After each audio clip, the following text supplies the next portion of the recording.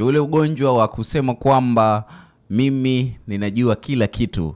Hichi ndo waga chanzo cha watu wengi au wasanii wengi tunawaona hawatoboi kwenye industry kwa sababu ya ule ujuaji, kwamba anaona kama anajua kila kitu. Sasa hahitaji tena ushauri wowote. Yani tayari ashajua kuimba, ashajua sijui nini. Anaona tayari ameshamaliza. Hahitaji ushauri wowote ambao utagusa kitu ambacho anakifanya. Sasa hii waga ni changamoto au ni challenge kubwa sana kwenye industry yetu ya hapa Tanzania, kwa sababu tunaona wasanii wengi wanajua sana, lakini kutoboa ni kipengele. Mtu anaweza kahisi kwamba labda kuna nini hapo. No, huenda kuna kitu ambacho wasanii wao wenyewe wanakifanya, na kuna vitu ambavyo vingi tu wanavikosea wao kama wao kwa sababu ya kuleta ujuaji. Unaweza ukakutana na mtu ukatamani umshauri kulingana na kitu ambacho umekiona kwake, njia zipi apite, process gani azifanye, lakini unaona kabisa kuna ujuaji analeta. Yani ushaanza kuongea hichi ashadakia hiki,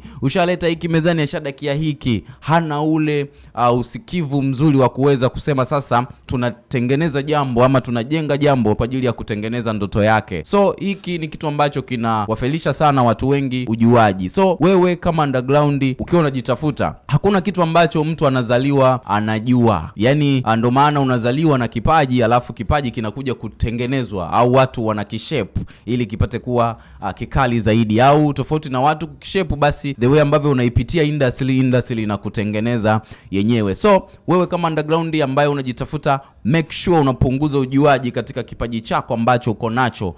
Kuna mwingine anaweza akawa ameamini kwenye ujinga, akishauriwa atolewe kwenye ujinga bado hawezi kuhama, kwa sababu anajiona kama ni mtu ambaye yani anaona kama yuko sawa kulingana na industry yake au kulingana na watu wake ambao anaishi nao. Level ziko tofauti za watu ambao wanaielewa industry. So zingatia sana unapopewa jambo au unapoelekezwa jambo, upunguze kaujuaji. Itakusaidia sana na utakuja kuonekana ni msanii ambaye una thamani kubwa, kwa sababu ni mtu ambaye unasikiliza. Yani hakuna ambaye anapenda mshauri mtu ambaye hasikilizi. Mtu yeyote anapenda kumshauri mtu ambaye anamtegea sikio, alafu anachanganua lile jambo na kuliangalia hili ni kweli sio kweli, then achukue hatua moja kwa moja. Yes, usiache kunifuatilia katika peji zangu pale social media kama Mr. Fresh, Instagram, TikTok pamoja na Facebook.